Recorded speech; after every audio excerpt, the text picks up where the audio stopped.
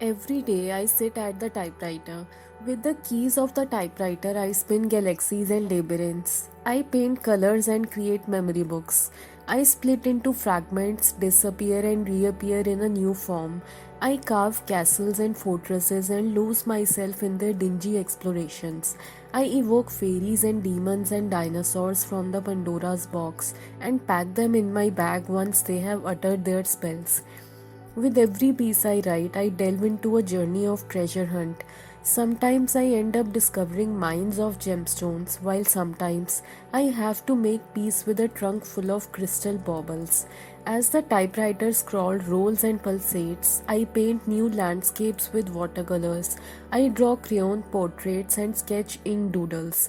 With every description I write, I open the cupboard consisting of jewelry boxes of words, and like wearing an ornament, I decorate my pieces with the rhinestones and sequins and pearls of aesthetic words.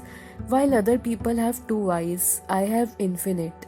I hop from one eye to the other, seeing things that most others miss and discovering words that no one had heard of.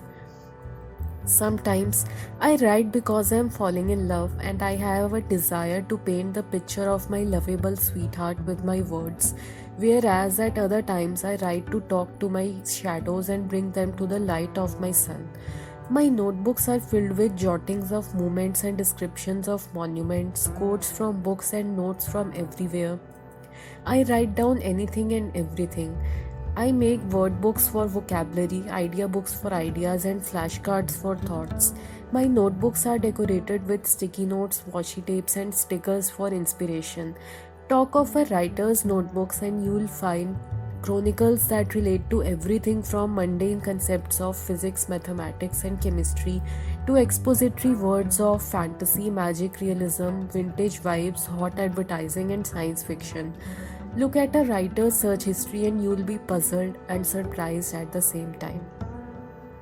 Writers spend their days filling notebooks and curating documents of their researches, story ideas, descriptions, and swipe files.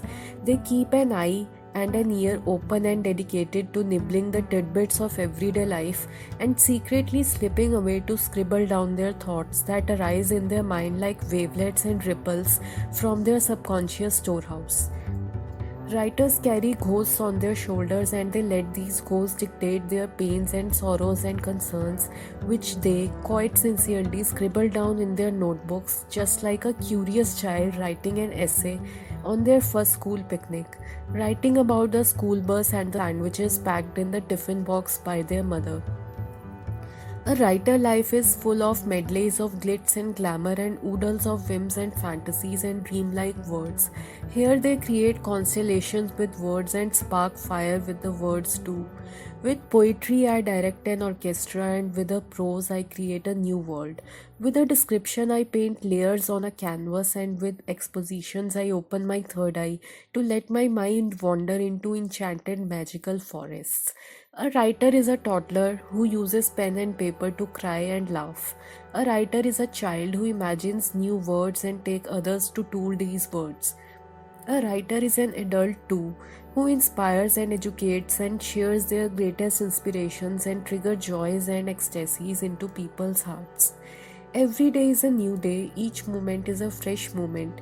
A writer's life, though, is not free of sorrow and grief, but it is also full of wonder and marvel and playfulness and gusto. A writer's life is uncertain and unpredictable. One moment there is stillness, and in the very next moment there is a gushing storm. But a writer keeps on recording every transformation, every resurrection in their log of words and notebooks of words. It wouldn't be an understatement to say that a writer's life encompasses the infinity, from stillness to storm and everything in between.